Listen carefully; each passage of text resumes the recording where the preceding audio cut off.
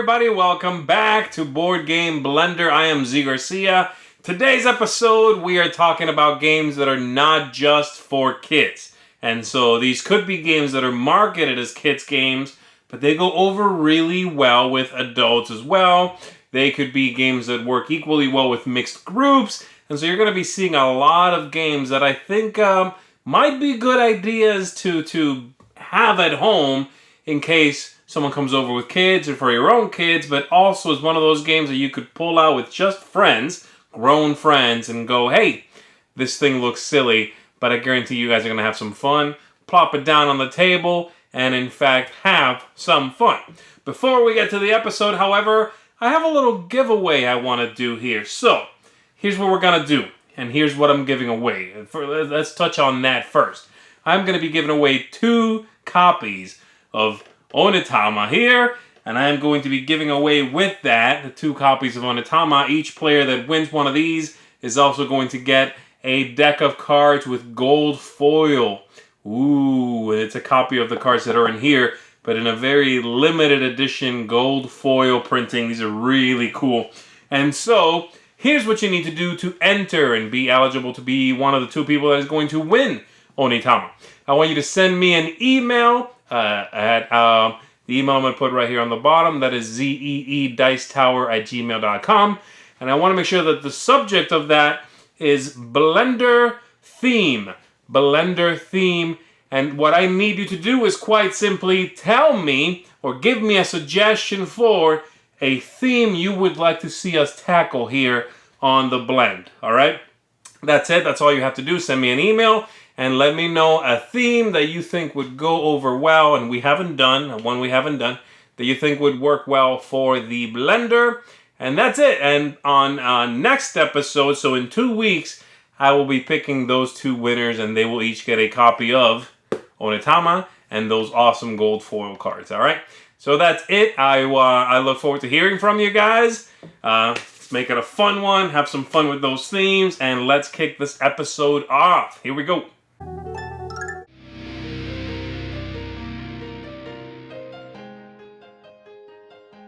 Hey guys, what's going on? I'm Roy Candy, and this is From Easy to Epic, where we talk about an easier game with a focus on the beginner, and then we talk about an epic game with focus on advanced play. This week is all about kids games that anybody can play, and we're only going to talk about one game because it encompasses all of easy and epic all together, and that game is Rhino Hero. Anno Hero is a 2 to 5 player competitive game for ages 5 to 99, where players are trying to get rid of all the cards in their hand or be the player not to knock down the tower. Each player will take turns playing cards from their hand. The cards have a variety of different special abilities. Reverse, next player draws a card, skip the next player, play a card on top of this card, and the next player must place the Rhino. After a player plays a card, they must place walls on top of that card matching the diagram. If a player before you played a Rhino, before you place your card, you must move the Rhino onto the Rhino space. Players go back and forth as the tower gets taller and taller and slowly becomes more unstable until it finally crumbles. Then the player with the least amount of cards in their hand wins the game. The cards in Rhino Hero feel very much like Uno, but you're using them to mess up your opponents and create situations where the tower is unstable on other players' turns and try to be very careful and play it on your turn. It can create for tense situations. At my game group, we love Rhino Hero. It works great with kids, it works great with adults, it works great with families, it works great with your game group, trying to stack up the stuff, playing it in parties, all sorts of situations, it's great. Stacking up the cards, trying to get the Rhino, moving it around as the different cards are, trying to mess up your opponent so it'll fall on their turn, or at least it will fall before it comes back around to you, or just trying to make it so it's decently stable to see how high you guys can go. It's a ton of fun. Me and my brother and dad actually had a great experience with this game where we got it all the way up to like 15 levels and used all the walls. It was a blast. Rhino Hero feels like an epic game just because the stories that it's created in my family and with my game group, all the crazy situations. Even though it's super simple and super easy to get into. So it's the culmination of easy and epic this week. Check out Rhino Hero by Haba. They make tons of great games. This has been From Easy to Epic. Check us out and check out my podcast, Epic Gaming Night, and we'll see you guys next time.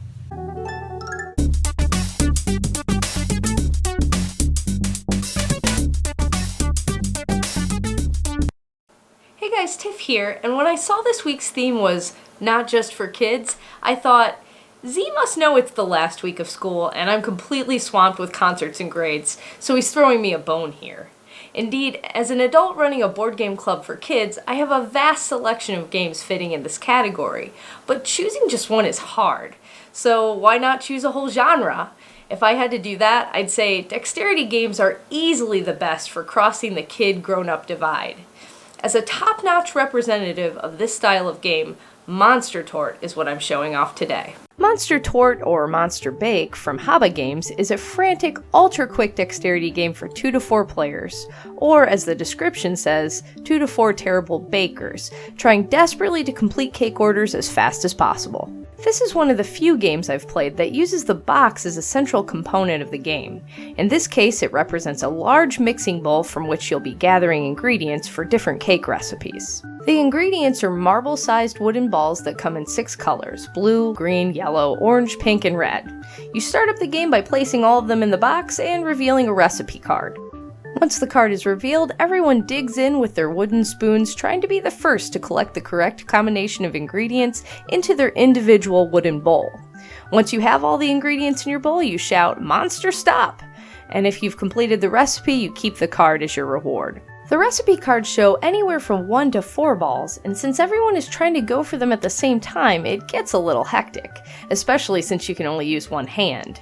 It's possible to get confused and accidentally scoop up the wrong ingredient, in which case you'll have to return all of your ingredients to the box. After someone completes a cake card, a new round begins. The previous winner reveals the next recipe, and play continues until someone wins 5 cards. The whole thing takes roughly 15 minutes, perfect for short attention spans, kid and adult alike. If you're looking for a kid's game that adults can enjoy, going for one in a big yellow box is generally a good strategy. Haba has a bunch of games, dexterity and otherwise, that will fit the bill. Animal Upon Animal, Karuba, and Rhino Hero, just to name a few. I'd also recommend Blue Orange as another publisher that really understands family weight games and puts out stacks of them with amazing components and easy to teach rules. Dr. Eureka has quickly become a favorite of mine lately. Outside of these publishers, go with your gut and remember that enthusiasm is infectious. If the rules are quick and it looks fun to you, it'll probably work for anyone. I hope this helps, and I'll see you back next time.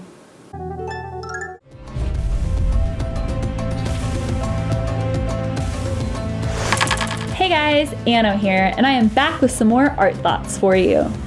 Today I want to talk about Dweebies. Dweebies is from Game Right Games for 2 to 6 players, ages 8 and up. Playtime on the box is 20 minutes, but found that most games usually last only 10 or 15. The goal of the game in Dweebies is to collect the most Dweebies. Everyone's going to start with 5 Dweebies in their hand. On your turn, you play a card and you pick up a new card. Rules for playing the card is that it must be orthogonal to another card that's on the table. If there's ever a gap, you must fill the gap. So, how do you collect these adorable little creatures? Anytime 2 matching Dweebies are at the end of a row or column, you collect every Dweebie in between the 2, including the 2 that were matching. You play through all the cards in the deck, and whoever has the most at the end wins. So, let's talk about game art. I want to talk about 2 principles specifically. The first is harmony, which is sameness. Anywhere you see repetition in design, this is the principle of harmony at play. The second is variety. And you can think of this as differences. It's pretty much the exact opposite of harmony. So let's start with variety. Obviously, there are a ton of different characters in this deck. You've got ballerinas and scientists, surfers, astronauts, and many others. In addition to that, each Dweeby character has its own color of card. You've got light yellow and bright yellow and green and blue and pink and purple. Now let's take a look at harmony, because these are the design choices that are more subtle, but they're what really works to bring the game together. Every dweeby is the same size. So whether you're practicing karate or just really love your dog, there's a sameness in the position and the scale of the dweeby on your card. There's also a mini dweeby in the top left and bottom right corners of every card in the deck. So no matter which direction you're holding the card, you get a quick glance at what's in your hand. Each card also has 1 to 4 little black dots underneath these mini dweebies. And while this looks like the principle of variety at play, it's actually a reference to the number of times that the card appears in the deck. So it's very useful. Okay, so reasons I like this game, aside from the adorable and well-designed artwork. First off, it's a filler game, which is right up my alley. It's easy to get to the table. It looks intriguing from the moment I pull out the box. It's fast, so you can play multiple games back to back, and often there's a little bit of a revenge from the game that just ended. There's very little strategy, and while I love strategy, that's often the last thing that my non-gaming friends are looking for. Finally, this is one of my favorite gateway games, so roll with me here. I like to think of this as like a phase 1 gateway game. If I can get people to go from playing a game with a normal deck of cards to playing a game with a deck of cards with unique artwork, then from there I can introduce them to other gateway games. Usually the conversation ends with, "So, what other games do you have?" At which point I'll pull out a game like Sushi Go. It's from the same publisher, same tin size box, same similar artwork, and from there I can teach them a new game mechanic, such as drafting. So, there you have it, dweebies. Collecting these adorable little creatures. The principles of harmony and variety are at play, and it's not just a game for kids. I love it too.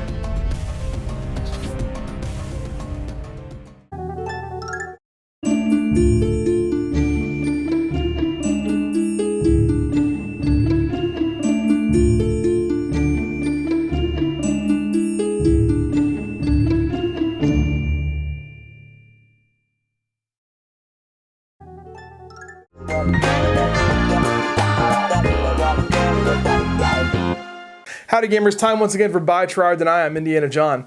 Today we're taking a look at kids games that are also good for adults. And I find that one of the most frustrating things about being a gamer is that we have a hobby that is often associated with children and with a children's activity.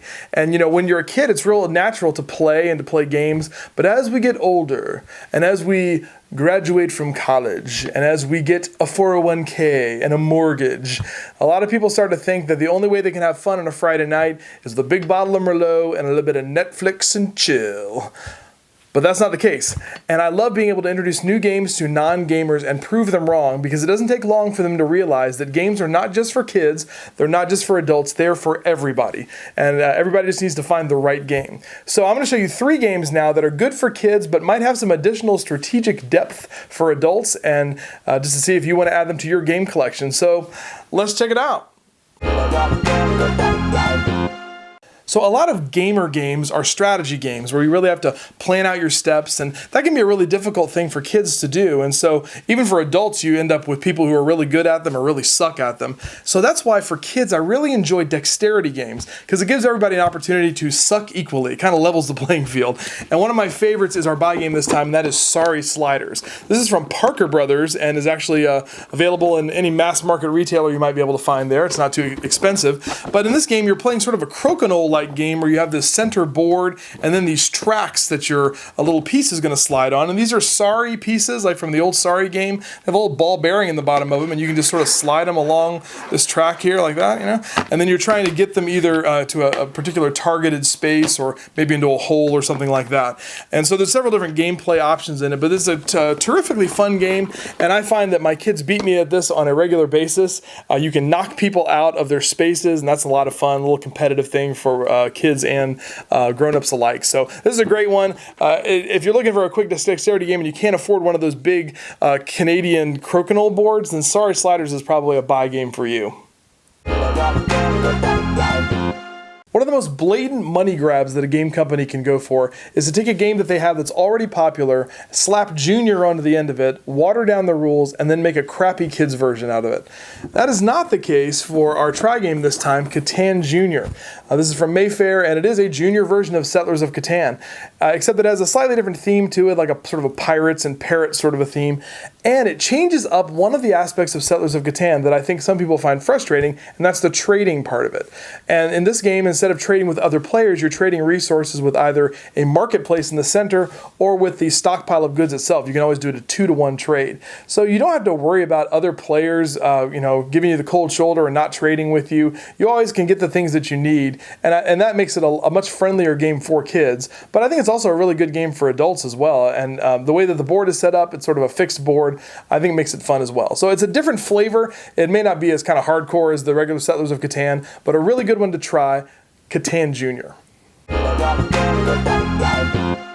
So now it's time for our Deny game, and I picked a game that represents an entire category of games that I hate, and that's the wacky game. You know, those games that are wacky, crazy fun, and they're usually big box retailer games, and for me that game is going to be Snorta. And I gotta say that any game that has a catchphrase that has an exclamation point at the end of it, that's a wacky game and it's gonna be terrible. This is the family game where everyone acts like an animal. Terrible. In this game, you have all the things that kids love. You have little cute plastic farm animals, and they're in cute little plastic barns. And you have cards with cartoony little artwork on them, and it's really not very much fun at all. Because you're trying to get rid of your cards, and you're flipping them over, and whenever you match a card with another player, you have to say an animal sound. That's so funny.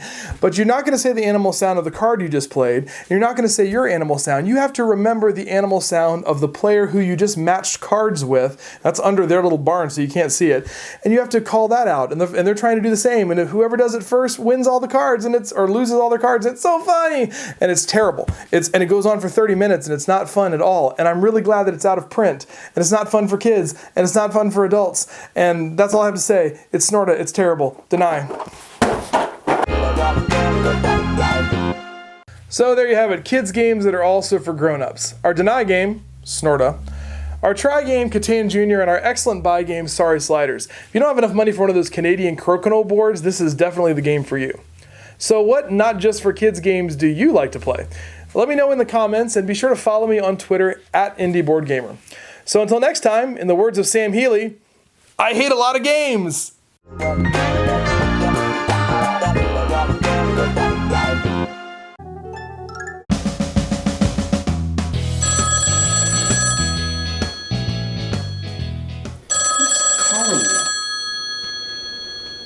It's my father. Hello? Asdrúbal, ¿qué estás haciendo? I'm getting ready to shoot my segment. Otra vez con lo mismo. Yeah, I know. Cuando yo era niño, jugaba canicas, pero crecí y dejé de jugarla. Pero tú, a los 45 años, no has dejado de jugar esos jueguitos chistosos. Sigues y sigues haciendo lo mismo. No has realizado que esos jueguitos son para niños. Yeah, but games are just not for kids anymore. Ah! Oh, that was rude. Now, what's the most childish game I have? Well, they're all pretty childish. I got it. Knockout. Published in 1991 by Milton Bradley. This is a 2 or more player game in which you are trying to knock out bricks from a wall before it falls down. Let me set this up and show you how it works. The first thing you're going to need to do is build the wall here, and here is a template on how to do it. Now, you just put the pieces there, and I'll speed this up for time's sake. So once you have your wall all set up, it's time to stand it up. You're going to take this piece here, hold it like this, hold this, and you have built your wall. This is an elimination style game, meaning that if at any time during your turn you knock down the wall or you knock down this piece, you are out of the game. Now on your turn, you're just going to roll this dice here and just knock out a brick with whatever color you rolled. So I got an orange, and I'm going to use the rammer hammer just by pushing the button to activate it. Now pick a tile that's orange. carefully knock it out, and then place it on top here. And then it's the next player's turn. And play will continue until either the wall falls over or this piece falls down. Last person is the winner. Now, believe it or not, well, I guess you can believe it, I play this game with no children at all, just a bunch of adults. In my mind, I think that if you played games, even as silly and childish as this, will keep your mind very sharp and young at heart. Well, that's all the time I have for now. May your rolls be high.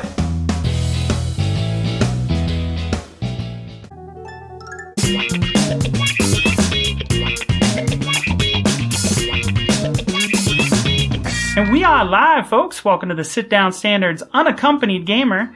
My name's David, and in this series of videos, what we're going to be doing is taking a look at games that not just are great for multiple players, but offer an interesting and exciting single-player experience. Now, with this week's theme being not just for kids, I thought of the things that I enjoyed as a kid, and one of those things was a chemistry set. I had a kid chemistry set, and I used to love it, mixing molecules and compounds, learning lots of different and exciting things about the world. And what was great, it wasn't just a toy, it was also a learning experience. I learned about compounds, I learned about how science interacted with the world, and of course, it was great to make an awesome mess like this! Now, as much fun as it is to make elephant toothpaste, it is a little bit messy, but that inspired me for this week's game, which is Dr. Eureka from Blue Orange Games. In this game, players are going to be competing as understudies of Dr. Eureka, racing to solve his scientific formulas by mixing different mixtures from one test tube to another. Now, before we determine who is the best chemist, let's talk about the components that are included in the game. Each player is going to get a series of test tubes, and these are actually fantastic components in the game. And then in each one of those test tubes, players are going to get two colored balls in each one, red, purple, and green. And there's also included a series of cards. These are called challenge cards. These are what you're going to need to match through the mixing of the different balls from one test tube to the other. Now, the first person to meet the sequence on the challenge card yells out, Eureka! And they, of course, if they are correct, get a point. Now, the first person to 5 points wins. But there's a couple little things here. One is that you can't touch the mixture balls. Just like if I was mixing the science here, you wouldn't want it to get on your precious little digits. So, players can't drop any of the mixture balls or touch them with their fingers. Great game for children. It teaches them fine motor skills. It teaches quick thinking. It's also a puzzle because one additional action you can do is instead of just mixing them the way you see them, you can actually flip the entire test tube onto the table, and if that matches the correct sequence, you can use that as well. I've had a chance to play this. It takes probably about 15-20 minutes to play. As soon as you get done, this is one of those games you're like, I want to play again. I want to play again. Now, it wouldn't be an unaccompanied gamer if this didn't offer a single-player experience, and it does. It's actually unique. You can, of course, play it by racing. You can essentially time yourself, see how quickly you can solve the different challenge cards. Or you can actually look at the challenge card, look at what your current setup is, and determine the fewest amount of moves you can make to get that. And also, for an additional challenge, you can hold on to all of the test tubes in your hand at the same time, meaning you can't place them on the table. So the game offers a lot of challenges, both for kids and for adults. So that's my pick of the month, Dr. Eureka from Blue Orange Games. Until next time, bye!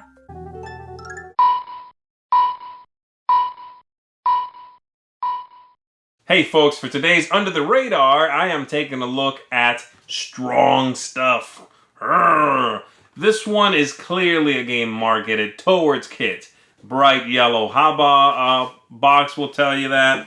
This little pamphlet comes in the game. So clearly a game that you might not think of for grown-ups to play. However, I'll tell you, I have had a blast playing this game with just adults. The game is really quite simple.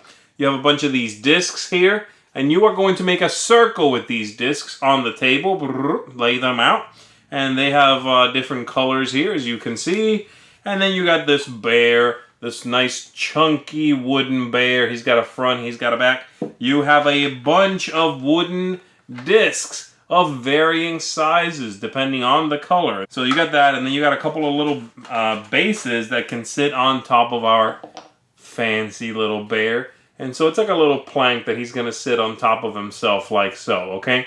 So, what is the game? The game is really quite simple. You're going to roll a die, and then you are going to move the bear in the circle. He has to move, he moves around the circle whichever way he's facing, and wherever he stops, you put a token on top of his stack there, like so, bloop. And then it's the next player's turn. If you're the one that drops them, you lose a honey drop, which is little glass beads. And the way we play, it's one of the ways to play. You put that honey drop right behind the bear, and that space is now skipped every time someone counts how many spaces they have to move. And that's it. And you keep going until everybody's out of, the honey drops, but one player, that player wins.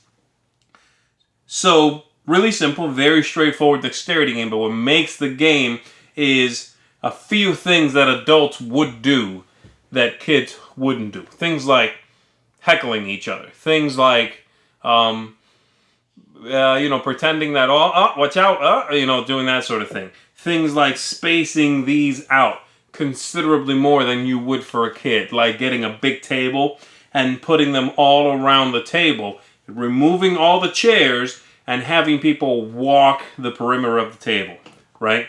And making people do it with their offhand. And in fact, actually, if you play with this extra die, it might make you play with your offhand. It tells you, it gives you a little bit more than just the basic die gives you. Also, there's that little bear face. Just means you turn the bear the other way, don't have to move him. So great. And so that's it. It's a very straightforward game, but it's the kind of game that I can explain in about 3 minutes, right? Because I just did it in about 1 there. And adults at a party, at a get-together, when you are feeling silly, are going to just get a big kick out of this one. So I highly recommend it. This game was at one point, and it might still be, I'm not sure. But at one point, this game was in my top 100 games because of the absolute blast of fun it captured in this little box. So, next time you are looking for a neat, silly dexterity game that, yes, you can pull out and play with the kids, but you can pull out and play with adults as well and ramp up the difficulty in the ways I told you and maybe other ways you can make up as well, then I recommend you check this one out. Strong stuff. Might not look like much, but there's a lot of fun in this little box. Check it out.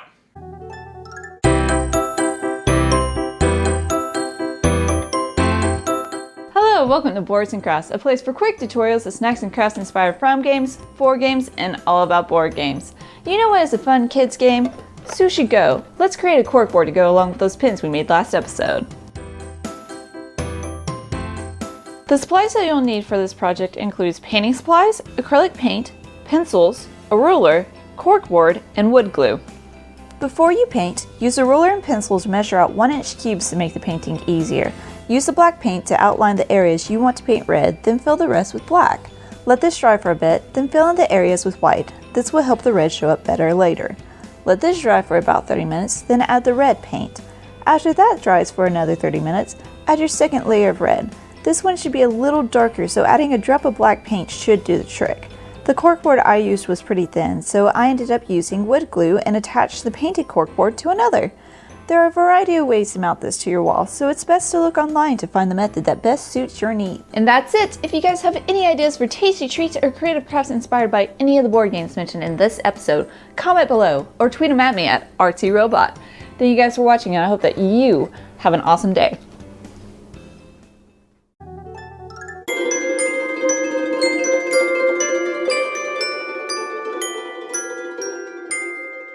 So we're talking about games that are for kids, but for adults too. And I want to go back to my childhood for this one and talk about one of the esteemed designers from my childhood who I will still play his games today, and that's Marvin Glass. I know many of you are going, Marvin who? Because he actually passed away in 1974.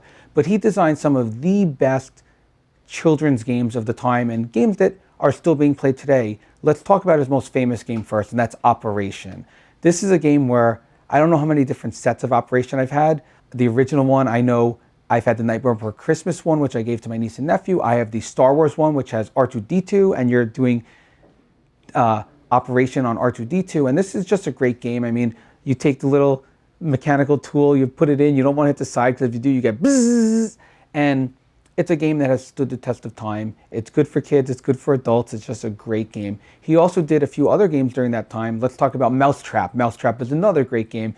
This is like the ultimate marbles go down, things fall, things move. You go through this whole chain. It was sort of like there's a domino part, there's a do, and then eventually the mousetrap falls down and can trap your mice. And Mousetrap. Ants in the Pants, another good game that is just as much fun. I mean, Coconuts is a recent game, but Ants in the Pants did it first. And there was this big pants thing, and you had these ants in this little like doggy thing, and you hit the doggy thing, and the ants would fall into the pants, and you tried to shoot them into the pants. And another one of his games that I really liked at the time was Rock'em Sock'em Robots. Now this one I think came back in print recently, and you literally are going boop, boop, boop, but your robot's punching the fist and trying to knock the other guy's head off.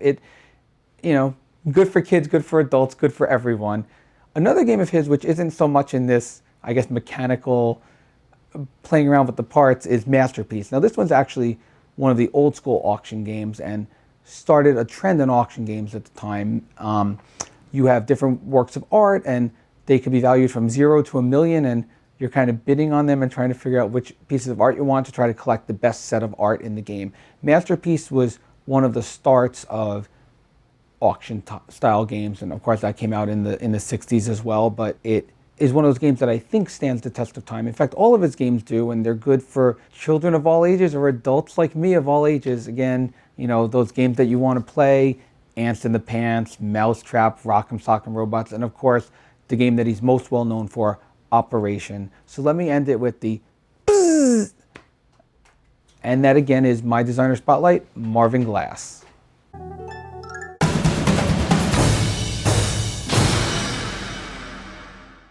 Hi everybody!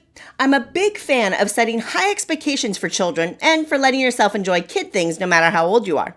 Sure, having kids makes it easier for me to justify buying kid games, but if I'm being honest, I owned a bunch of children's games long before I had actual children, because in today's modern age of gaming, publishers realize that gamers deserve great games no matter their age. Today I want to highlight 2 games that I would have totally owned before I had kids if they were available back then. Doodle Quest and Looney Quest are 2 games from the same designers, but developed in different directions by their respective publishers. Both games have players drawing individually on transparency sheets, trying to navigate a common challenge successfully. Both are in my collection, and both are worthy of table time whether kids are playing or not. Doodle Quest from Blue Orange Games is the simpler of the games, and it really reflects that publisher's core audience of families with younger children. The aquatic motif is adorable, and the puzzles are clearly marked for difficulty. Players just pick any 6 challenges that they want, and whoever has the highest score at the end wins. The requirements to score points are really well illustrated on each card, and there's no timer, which reduces the pressure just a bit. There's a really nice mix of trials, and there's even ones that involve using a fish-shaped stencil. I've played this game with kids and adults, and because of the unique nature of that visual spatial mechanism, it's surprisingly challenging, and it's the kind of game that kids can easily beat adults at. It's also really affordable. Looney Quest from Libelud kicks the formula up a notch. It's designed to feel like an analog video game with the way the challenges are designed and grouped together in thematic levels. They even call the box the game console. The art is phenomenal, and combined with the level designs, the game does such a great job of representing their storyline about battling your way through this kingdom called Arcadia. Beyond the base mechanism, Looney Quest has pranks, power-ups, and penalties that can result in players having to do things like navigate around banana tokens, draw with the mosquito token on top of their pen, or using their non-dominant hand to draw, which I can tell you is super tough.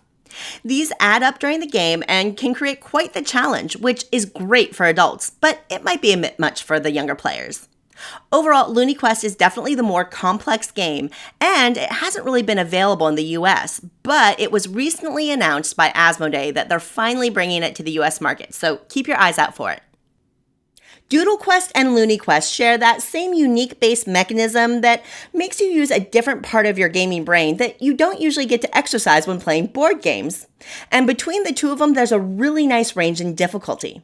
Granted, some players, especially those who are spatially challenged, may fare worse than others, but when you break it down, these games are uniquely engaging and challenging, and I think they're super fun no matter your age.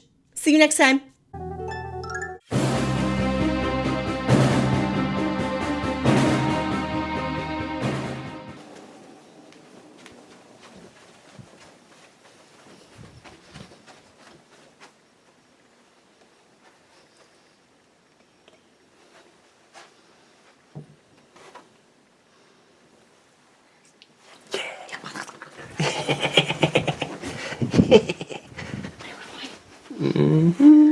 What are we gonna play? I don't know. Oh. Yeah.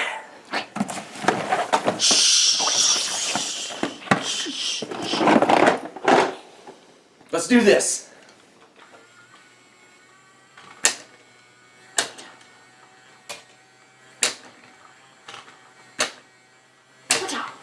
Oh, I almost got you.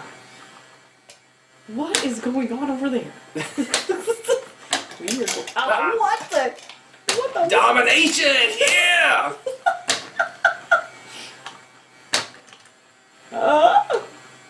What?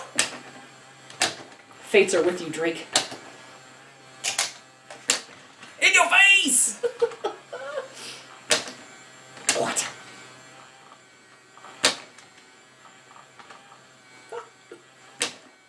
Oh no!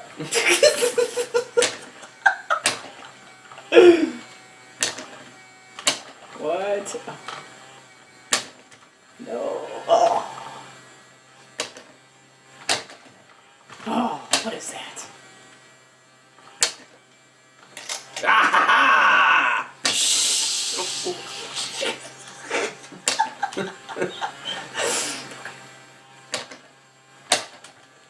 is that? I'm horrible at this game. Oh! Oh! No! Ah! Oh! No! Oh! Whew. Scary. Scary. Oh. Yes!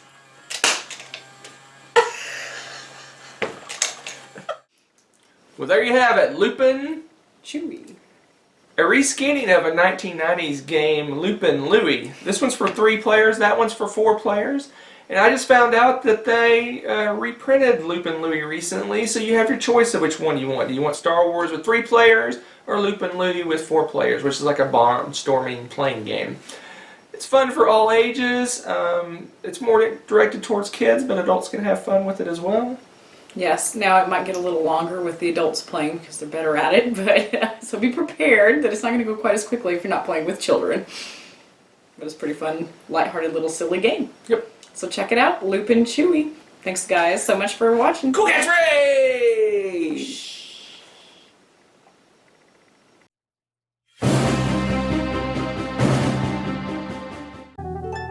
And that, everybody, wraps up our episode. Again, a big thanks to all of you for tuning in, to my contributors for all of their wonderful segments. Don't forget, send me those emails for your chance to win Onitama and these cool gold foil cards. zeedicetower@gmail.com. The theme needs to be Blender theme, the title of the email. And again, tell me a theme that you think we should tackle here on The Blend. And that's it. And as always, hey, stay a friend of The Blend. I'll see you.